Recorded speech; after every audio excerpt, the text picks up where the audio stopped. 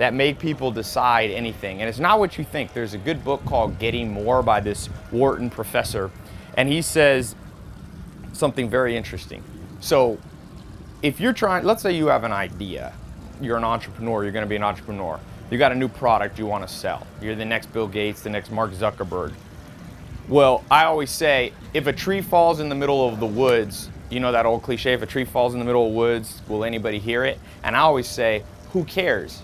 Because if nobody hears and nobody knows about what you're doing, you can have the most brilliant idea and it will just die, you know, and that happens all the time.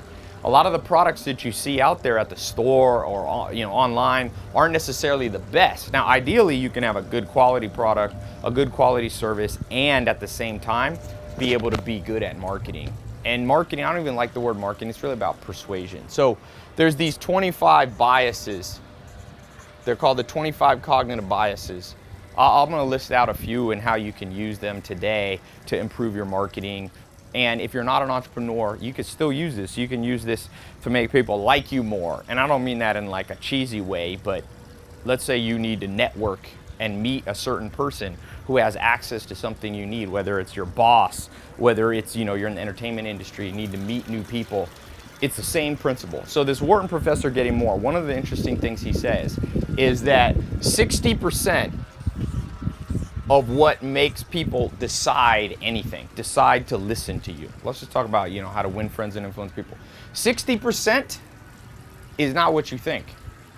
It's what they think of you as a person. It's not even what you're saying. It's what they think of you as a person. Do they like you? People are fickle. If they don't like sometimes I get people saying, "Oh, Ty, if you're, this business dude, why aren't you dressed up super fancy for these talks?" I'm like, well, if you don't like it, that's okay. You don't have to listen. I understand, though, that it's a person thing. It's the basis of all persuasion. That's why most big businesses, most awesome things are built around some figurehead. You had a figurehead like Bill Gates, Steve Jobs for Apple, Zuckerberg. We all know these people's names and we associate. That, by the way, of the 25 scientifically proven cognitive biases, this is called the association bias, the liking bias. Now, what's the other 30%? Now, remember, what I just said is pretty crazy about, if you think about it, what this Wharton professor found. By the way, his book, Getting More, and his class at Wharton is the most sought after business class in the world. So the beauty of the internet is right now, I'm showing you the same things you would learn if you got a MBA at the Harvard, Wharton, all that. So internet's pretty crazy what you can get for free these days.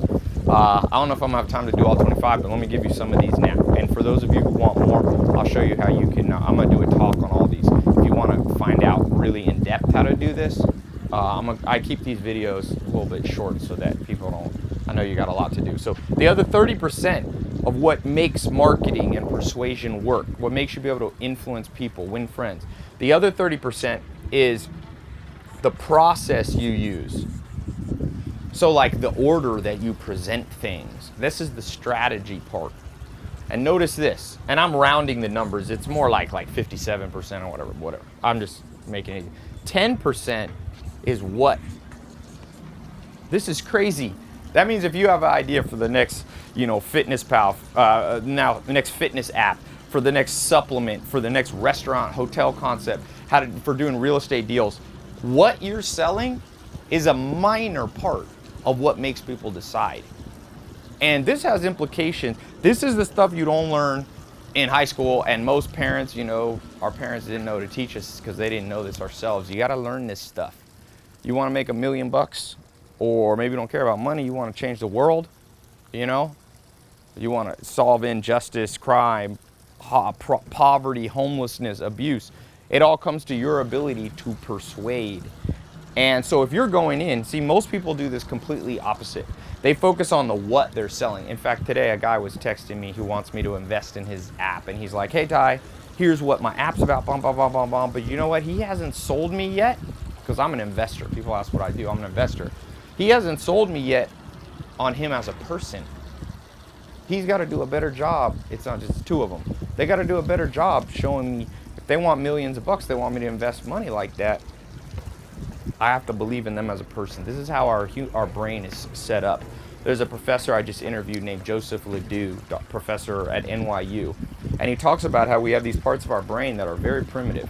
So whenever you're selling and persuading people about your idea, whether it be investors or somebody you want to date, what do they think of you? What's the gut feeling they get? People operate on hunches, for good or bad. Now the process with which so just think about this in like a dating context. What makes people want to go on a second date with you? Okay, number one is, are they attracted to you as a person?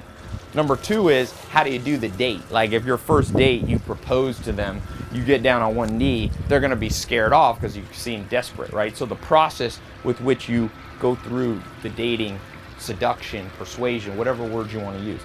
What you actually talk about, I mean, what the date actually is, whether you go to Chinese food or Italian food, that's not how people determine. Yet a lot of people fixate on the wrong things.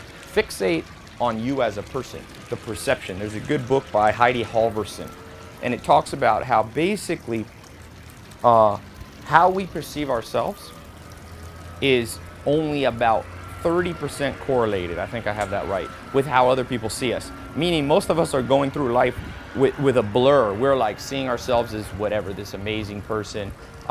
We see ourselves as better looking than we are, or maybe worse than we are, right? We have self-esteem issues.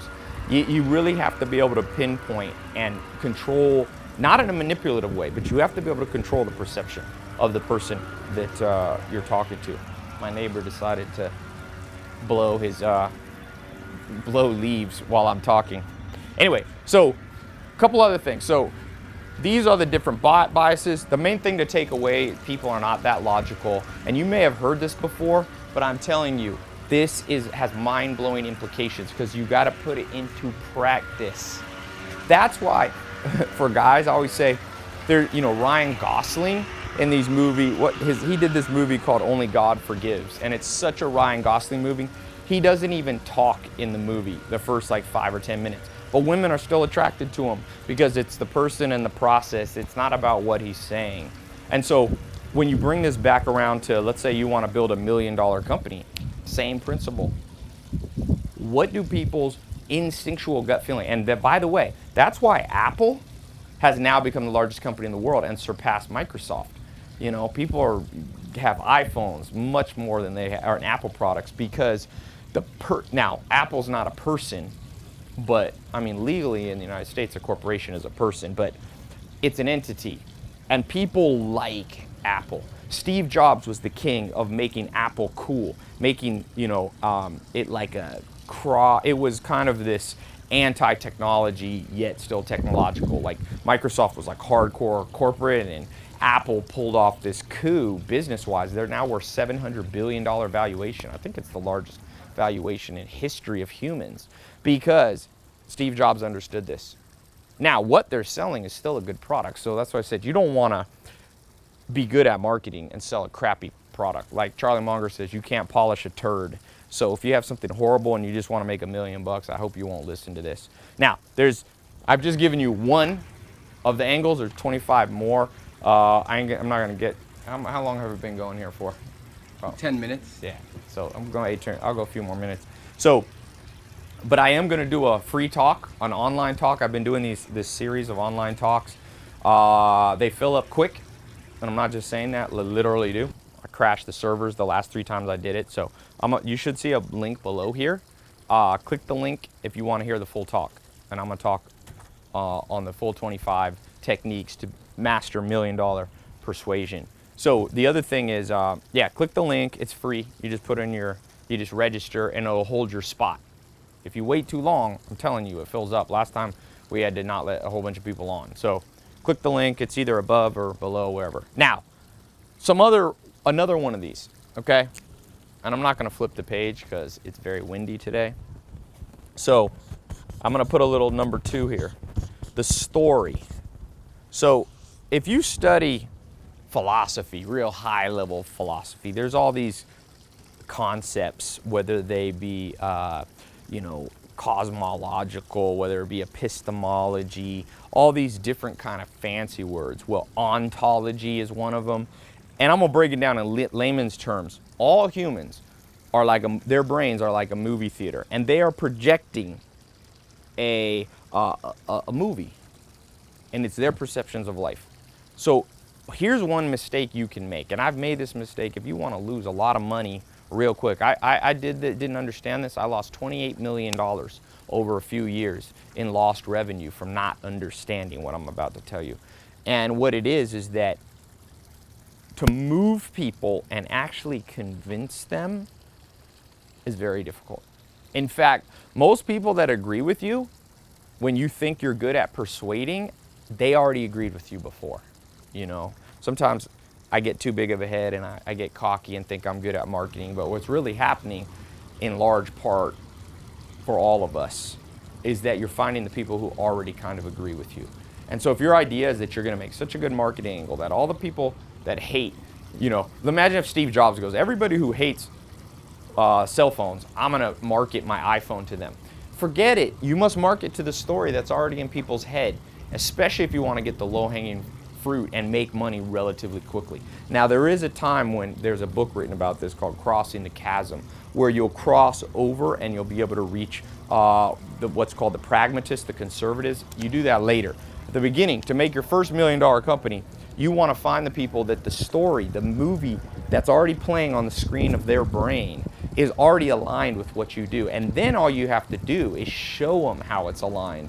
So the concept of persuasion a lot of times is you take somebody who's over here and you show them why they should be over here.